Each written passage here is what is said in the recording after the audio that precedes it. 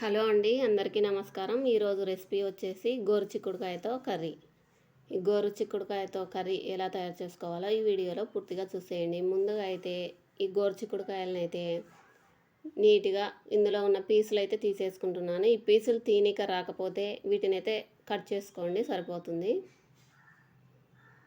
ఈ గోరుచిక్కుడుకాయలను అయితే నీట్గా నీళ్ళలో వేసి బాగా కడిగేసుకొని ఒక కుక్కర్లో వేసేసుకుంటున్నాను.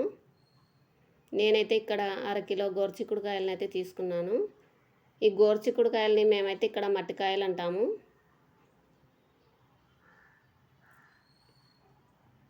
ఈ విధంగా కుక్కర్లో వేసేసుకున్న తర్వాత ఇందులోనే కొంచెం ఉప్పు వేసుకొని ఇవి మునిగేంత వరకు వాటర్ వేసుకొని 2-3 విజిల్లు వచ్చేంత వరకు స్టవ్ మీద పెట్టేసి ఉడికించుకోండి.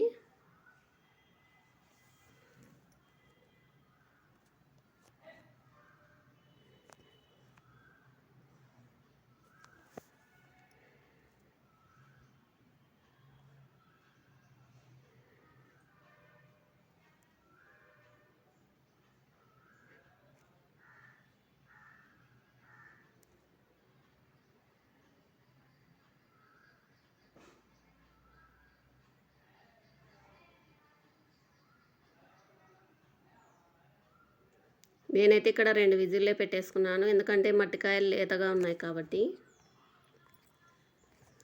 2 విజిల్ల తర్వాత ఇందులో ఉన్న నీటిని అయితే వంపేసుకోండి.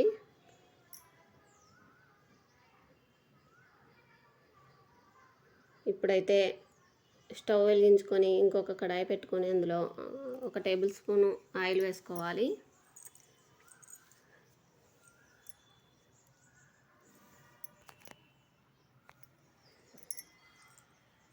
ఆయిల్ వేసుకున్న తర్వాత కొంచెం తాలింపు గింజలు, అలాగే సన్నగా కట్ చేసుకున్న ఉల్లిపాయ ముక్కలు,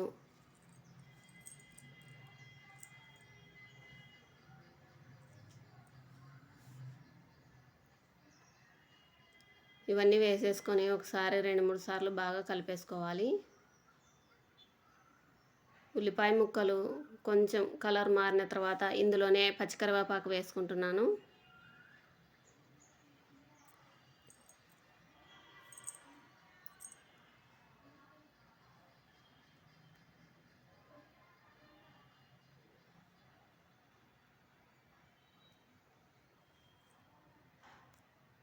ఇందులోనే ఒక చిటికెడు పసుపు, తర్వాత కొంచెం ఉప్పు వేసుకుంటున్నాను. ఉప్పు చూసి వేసుకోండి, ఎందుకంటే ముందుగా మట్టికాయలు ఉడికించేటప్పుడు మనం వేసుకున్నాం కాబట్టి ఇక్కడైతే ఉప్పు చూసుకొని వేసుకోవాలి.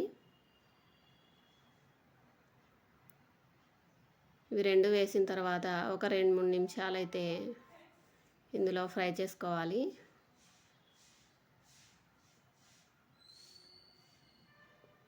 తర్వాత ఇందులోనే ఒక టమాటా వేసుకుంటున్నాను.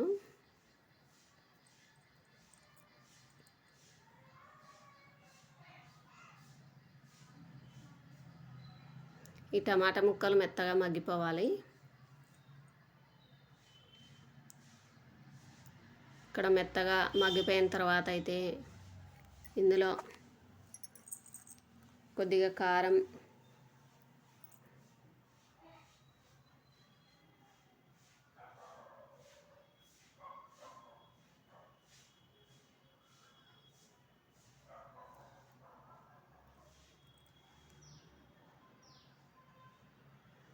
అలాగే ధనియాల పొడి కొద్దిగా,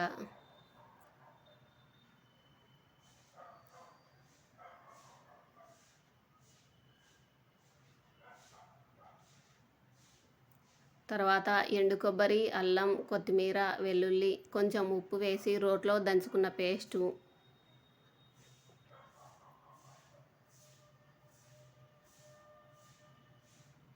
ఇవన్నీ వేసేసి ఒక 2 నిమిషాలు అయితే మగ్గనిద్దాం.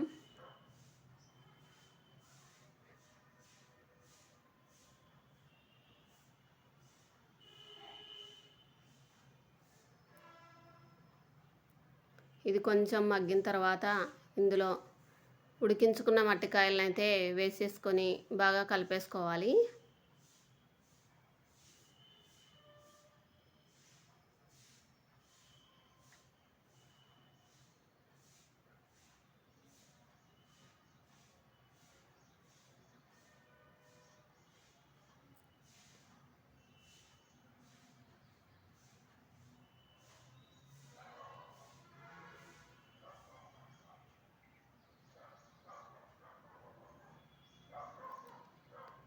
ఈ మట్టికాయ కర్రీ అయితే చపాతీలోకి రోటీలోకి చాలా బాగుంటుంది.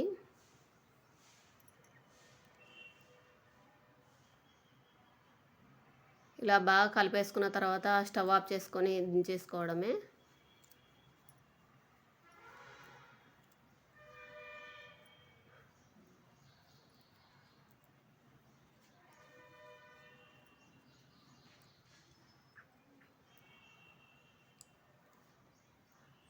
వీడియో నచ్చితే ఒక లైక్ చేయండి.